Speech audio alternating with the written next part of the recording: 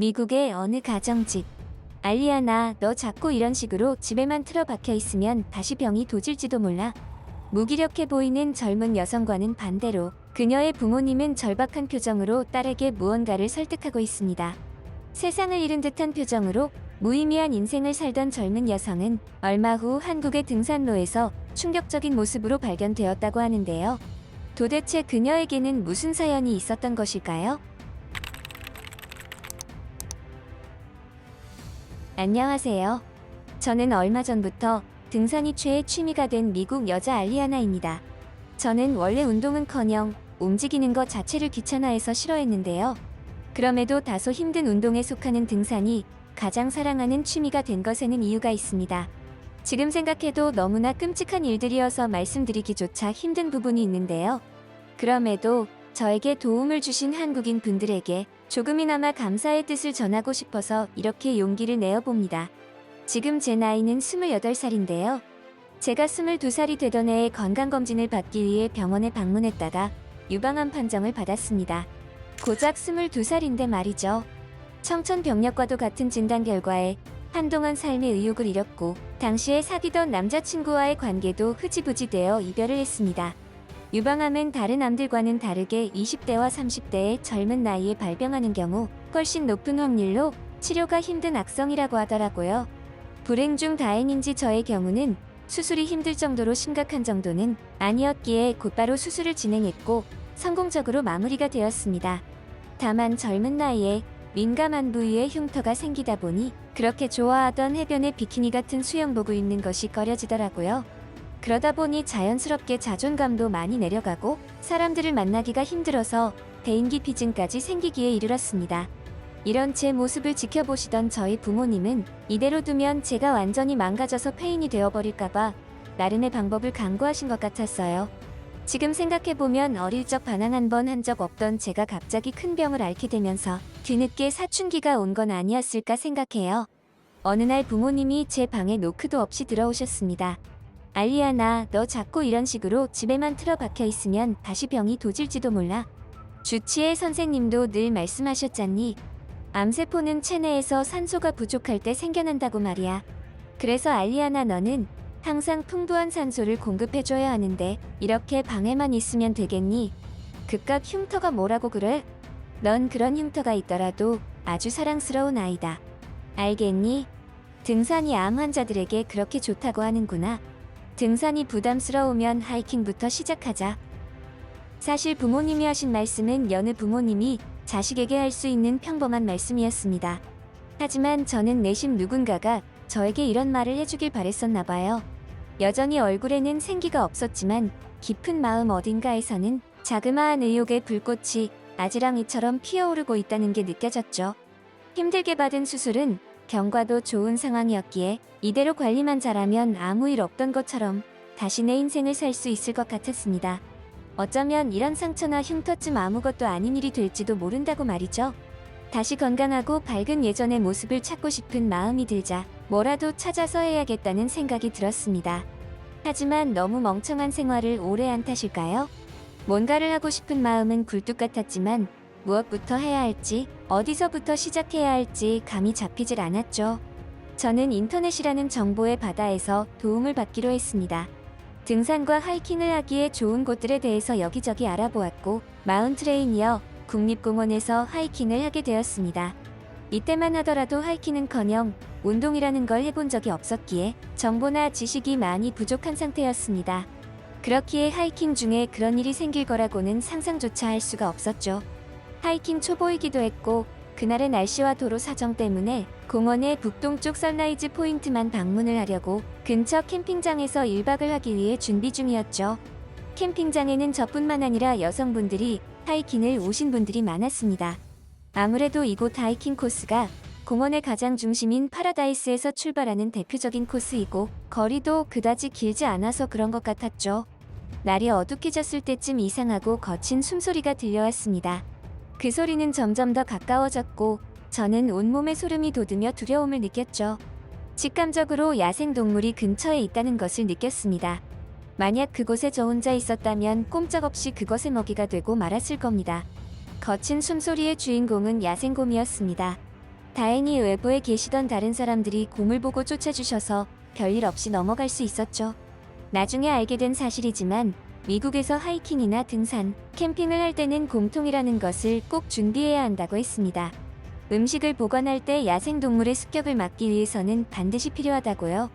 살기 위해 하이킹에 도전했는데 저의 무지로 자칫 저뿐만 아니라 다른 분들의 생명까지도 위험에 빠뜨릴 뻔했던 것이죠.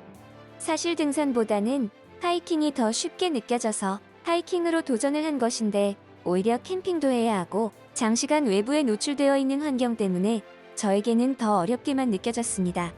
어쩌면 저에게는 맞지 않는 운동이라고 생각했죠. 나름대로 초보들에게 추천되는 코스로 왔던 것인데 처음부터 이런 경험을 하고 나니 또 가고 싶은 생각이 안 들더라고요. 그래서 이번에는 등산을 도전해보기로 결심했죠. 이번에도 인터넷 커뮤니티를 통해 등산에 관한 정보들을 수집했습니다. 최종적으로 제가 선택한 목표는 미국 서부의 캐스케이드 산맥이었습니다. 이번에야말로 저번과 같이 준비를 제대로 하지 않아서 위험에 빠지는 일이 없도록 준비물이며 주의사항들을 꼼꼼하게 챙겼습니다. 그러다 보니 짐도 엄청 많아지더라고요. 이러다 짐만 한 보따리 챙기다가 등산도 하기 전에 지치겠다는 생각마저 들었죠. 모든 것을 다 챙겼다고 생각했지만 막상 산에 도착한 저는 그게 저의 착각이라는 사실을 깨달았습니다. 처음 해보는 등산이었지만 초반에는 꽤나 할만했습니다.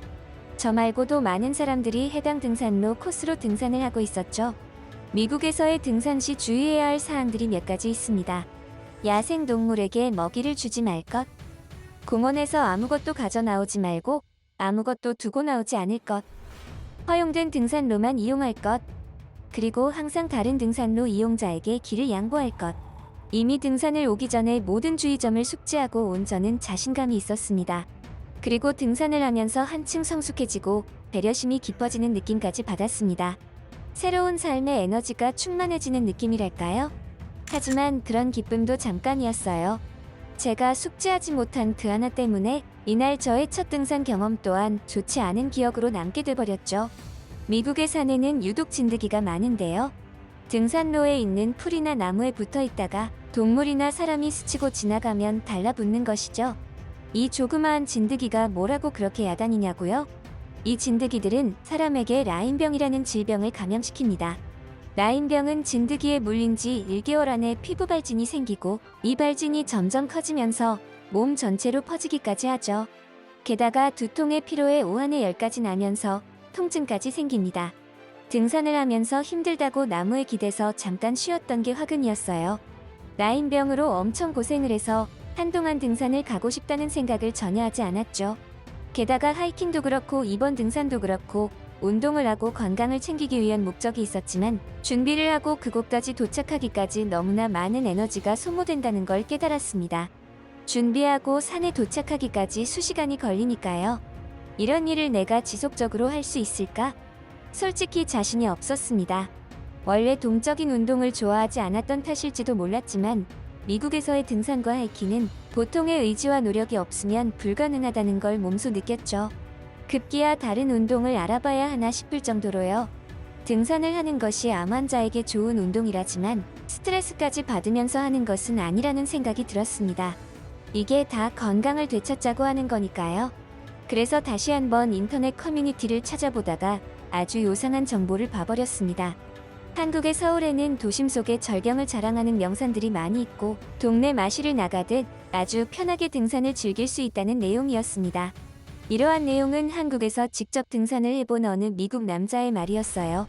게다가 수많은 등산용 장비들을 직접 가져가지 않아도 산 입구 쪽에서 장비들을 대여해주는 곳이 있다고 했습니다. 대박! 이게 사실이면 정말 편하게 등산을 할 수 있을 것 같았죠. 한국이라는 나라는 워낙 K-팝과 드라마 영화들이 세계적인 인기가 있어서 익히 알고 있었지만 등산이 인기 있다는 말은 처음 들었거든요. 두 말이 필요 없이 저는 바로 한국 여행을 계획했습니다. 시기가 여름이긴 했지만 한국은 사계절이 뚜렷한 기후였기에 큰 걱정은 하지 않았죠.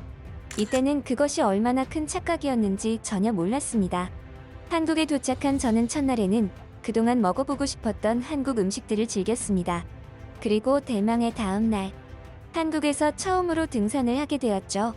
제가 한국의 산을 너무 얕본 것일까요? 저는 한국에서 등산을 하며 짧은 시간 동안 천국과 지옥을 오갔습니다.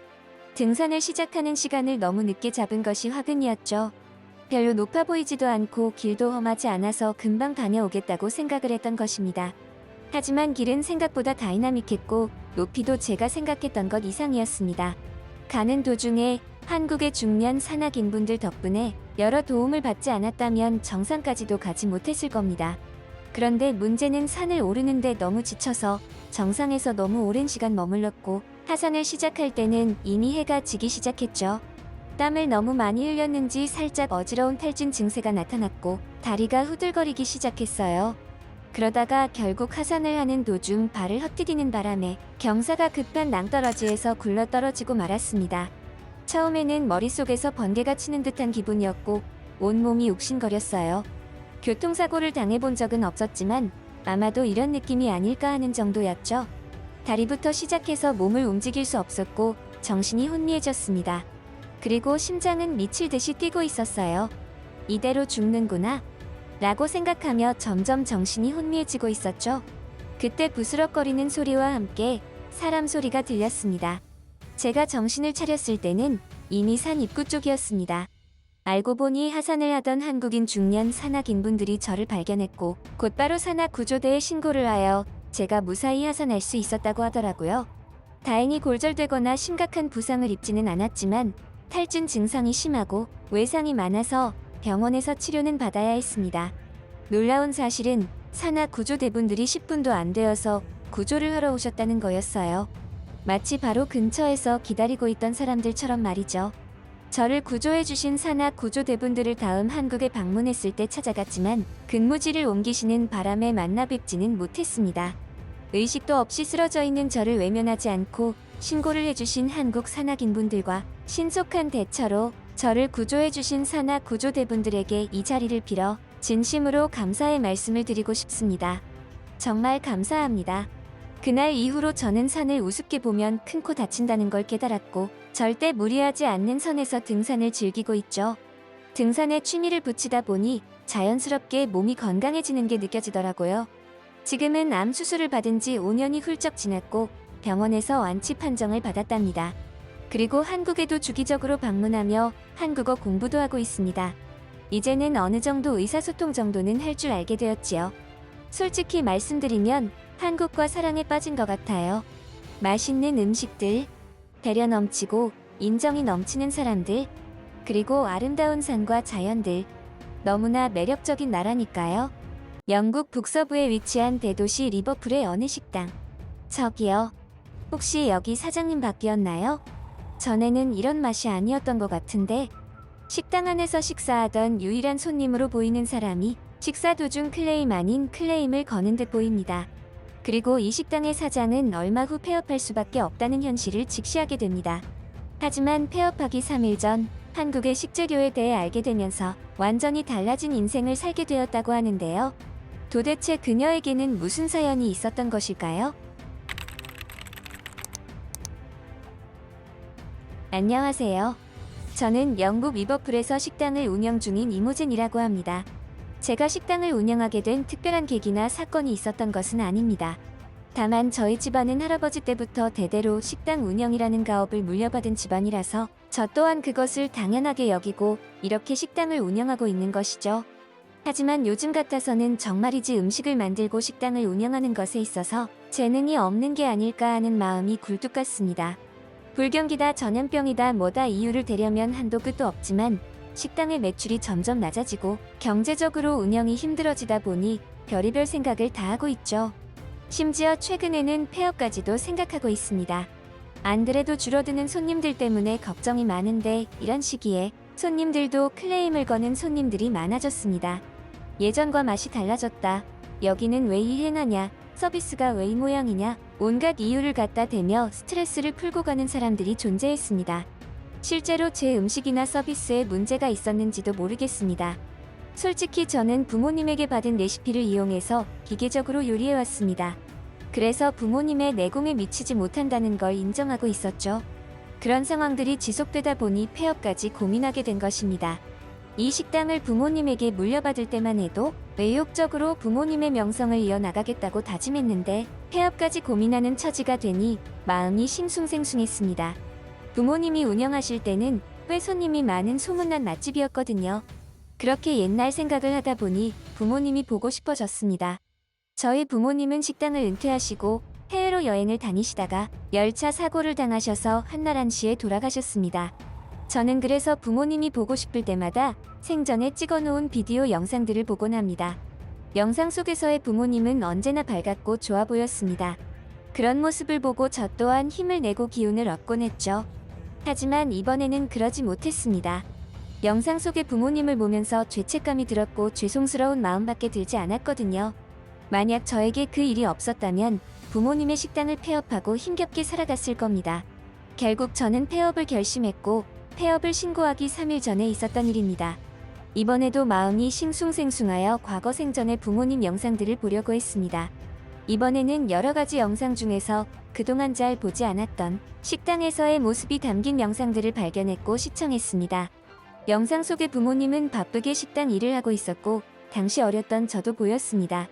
그리고 손님으로 보이는 한 동양인 가족도 보였죠. 그 영상을 보자 옛날 기억이 스멀스멀 피어올랐습니다. 부모님이 해주셨던 음식들, 그리고 영상 속에 나온 동양인 가족 단골 손님들, 저와 비슷한 나이의 여자아이가 매번 따라왔었는데 그 아이는 어른들이 먹는 빨간 음식을 먹으며 매운데 맛있다며 혀를 내밀고 음식을 먹었던 기억이 났습니다. 그때 제 머리를 땡하고 스쳐 지나간 것이 있었습니다.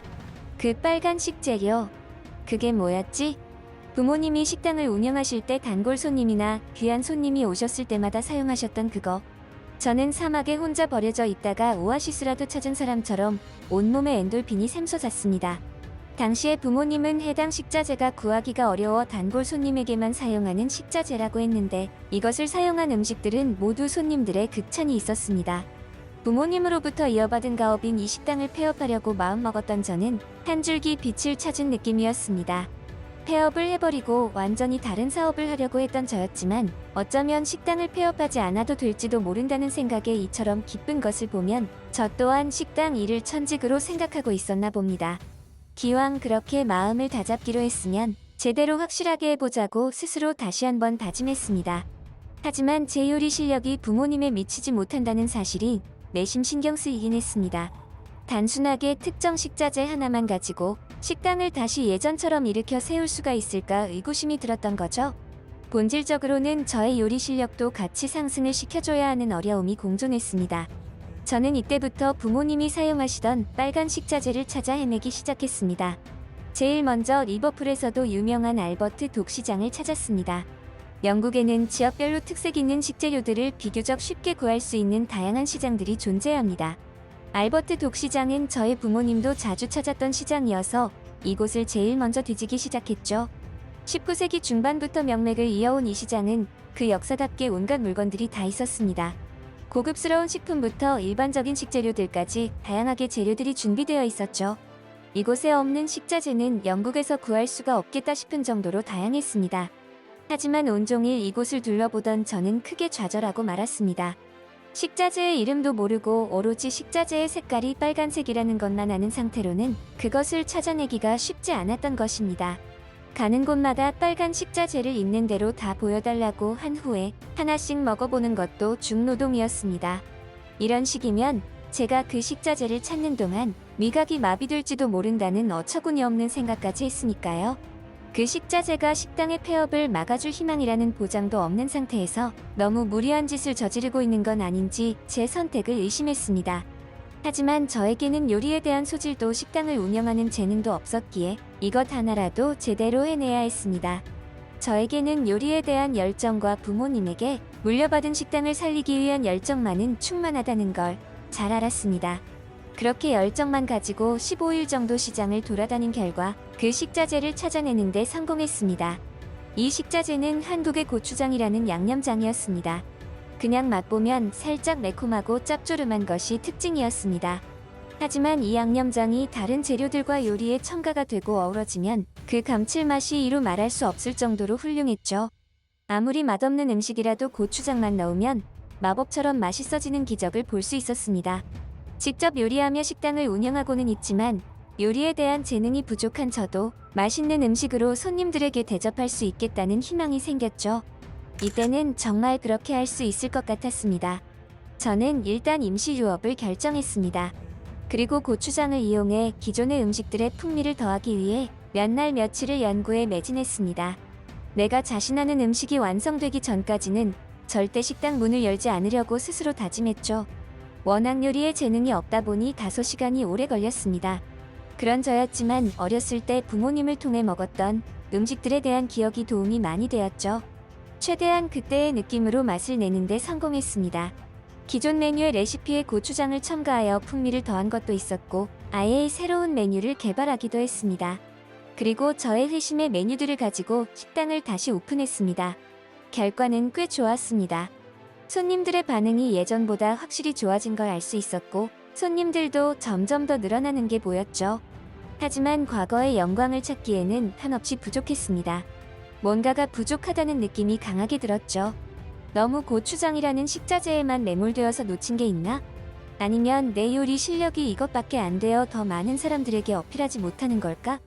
부모님이 살아계셨다면 분명히 나에게 훌륭한 조언을 해주셨을 텐데 아무리 고민해봐도 쉽게 답이 나오지는 않았습니다. 일단은 예전보다 좋아진 식당 사정에 만족해야 했습니다. 매출도 조금씩이지만 늘고 있어서 사장인 제가 조금 더 부지런하게 움직이고 노력하면 폐업하지 않고 가게를 운영할 수 있을 것 같았습니다. 그렇게 살아가면 과거 부모님이 운영하시던 그때의 영광은 누리지 못할지라도 제 밥벌이 정도는 할 수 있을 것 같았죠. 그 사건이 없었다면 저는 지금 정도의 수준으로 만족하며 식당을 꾸려가고 있을지도 몰랐습니다. 점심시간이 끝날 때쯤 손님이 한바탕 몰아치고 빠져나간 뒤였습니다. 그때 평소에 보지 못했던 한 동양인 여성 손님이 들어왔죠. 어딘가 낯이 익은 이 손님은 자연스럽게 테이블에 앉았고 주문했습니다. 그녀가 주문한 요리는 고추장을 이용한 소스가 가미된 스테이크였습니다. 음식이 입에 맞는지 맛있게 먹던 그녀는 사장인 저를 찾았습니다. 여기 사장님이시죠? 요리 너무 잘 먹었어요. 제가 어렸을 때 부모님을 따라 이 식당을 종종 왔었는데 이제는 세월이 흘러서 저 혼자 오게 됐네요. 그런데 고추장 소스가 어릴 때 먹어본 그때보다는 살짝 감칠맛이 떨어지는 것 같네요. 영국에서 구매하신 고추장으로 만드시나 봐요. 영국에도 요즘에는 다양하고 맛있는 고추장이 많지만 한국만큼 다양하지는 않아요. 필요하시면 고추장 구매처를 알려드릴게요. 처음에는 이 여자가 식당을 돌아다니며 영업하는 여자라고 생각했습니다. 그도 그럴 것이 실컷 음식을 맛있게 먹고는 식자재 판매처를 알려준다고 하니 말입니다. 속는 셈치고 연락처는 받아놨지만 한동안은 신경을 쓰지 않았습니다. 하지만 시간이 지날수록 그 여자의 말이 신경이 쓰였고 왠지 처음 식당을 들어올 때부터 낯이 익다는 느낌이 들어서 더 그랬습니다. 그러다가 식당 영업을 하루 쉬는 날 집에서 비디오를 꺼내 보다가 그 여자의 정체를 알게 되었죠. 저와 비슷한 나이대의 그 여성은 제가 어릴 적 부모님의 가게에 자주 오던 한국인 가족의 일행이었습니다. 단순히 영업을 뛰는 사람이 아니라는 것을 알게 된 후 그 여성에게 받은 고추장 판매처에 연락하여 샘플을 구매했습니다. 그 이후로 2년이라는 시간이 흘렀습니다. 부모님에게 물려받은 식당은 그 어느 때보다, 심지어 부모님이 운영하실 때보다 더 큰 영광을 누리고 있습니다. 식당 내부는 손님으로 발 디딜 틈이 없었고 그리고 종종 외부에서 대기줄까지 있는 날들도 많아졌습니다. 고추장에 대한 정보를 준 한국 여성 덕분에 뭔가 허전했던 레시피의 빈 곳을 메울 수 있었고 그 결과 식당은 대박이 났습니다. 그 이후로도 한국 여성은 우리 식당을 종종 방문했고 저와는 개인적으로도 만나며 절친이 되었죠. 알고 보니 그 친구도 어렴풋이 저를 기억하고 있었답니다. 그리고 그 친구도 돌아가신 부모님에 대한 추억 때문에 우리 식당을 찾아다녔던 거라고 했죠.